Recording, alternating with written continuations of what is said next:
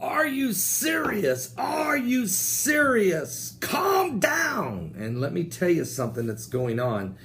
We have breaking news, actually, that's coming out of Israel. Very prophetic, very prophetic. And that's out of breaking Israeli news. There's been a bombshell recording that was just released there in Israel, revealing that Prime Minister Benjamin Netanyahu was blocked from striking Iran in 2010 and 2011. Matter of fact, the Israeli Prime Minister Benjamin Netanyahu was blocked from striking the Iran nuclear facilities in both 2010 and 2011. He wanted to do preemptive strikes then. How much further do you think the Iranian nuclear program is 4 years later? But he was blocked by his own army and government officials. The former defense minister Ehud Barak has revealed the information was aired Friday night on Israel's Channel 2 in a recording that Ehud Barak attempted to block from broadcasting. He didn't want this to get out, but here's what happened.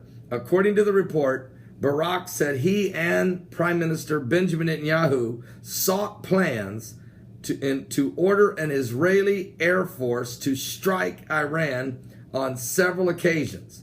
However, in 2010, the Israeli Defense Force chief said that the army was not ready for such an operation and rejected the idea.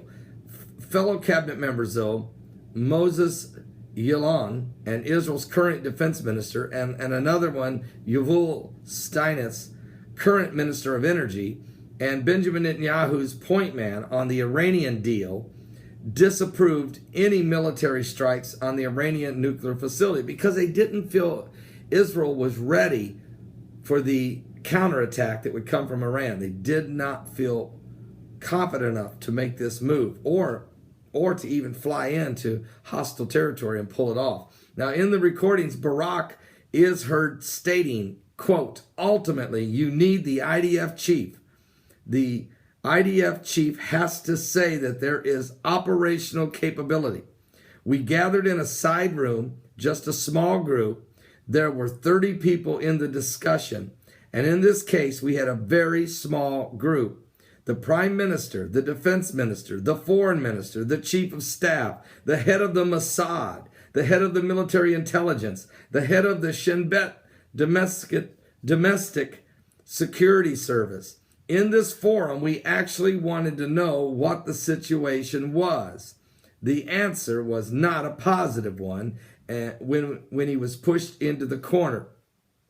So according to Barak, without the support of the head of the army, a discussion on any possible military strike became impossible.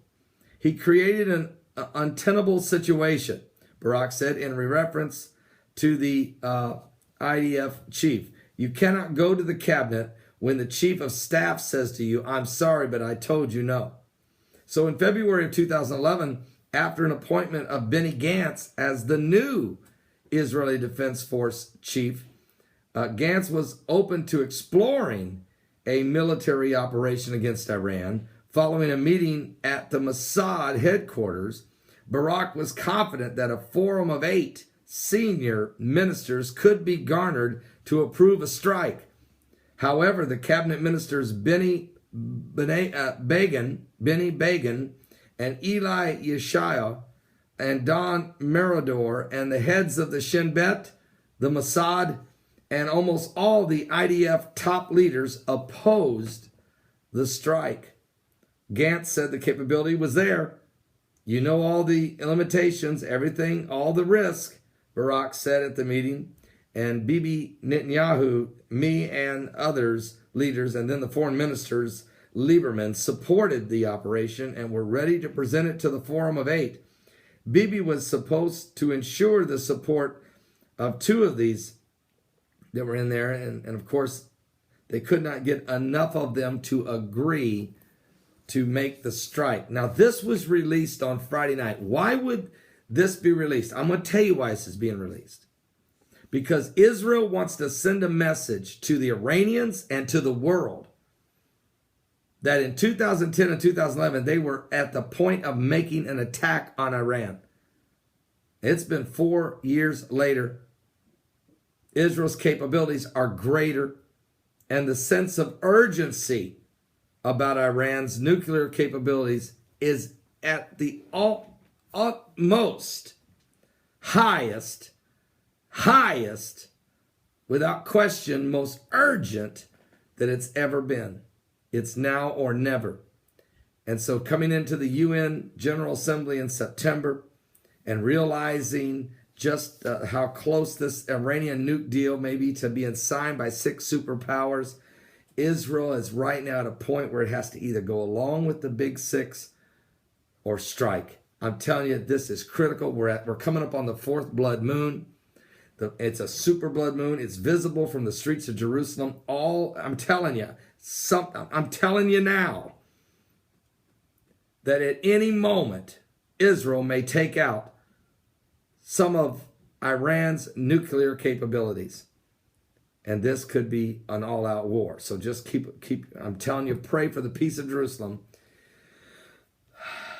The dream I had and the book I wrote, Jerusalem Jihad, this is why I wrote it. In the book, Israel's attacked by Iran, okay? And Russia.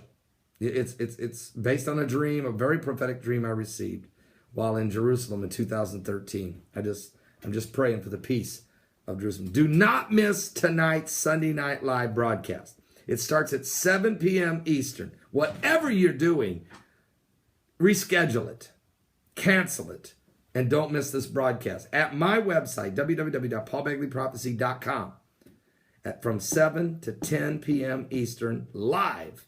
Don't miss it. And don't be late. And get in the chat room if you want to, all right? God bless.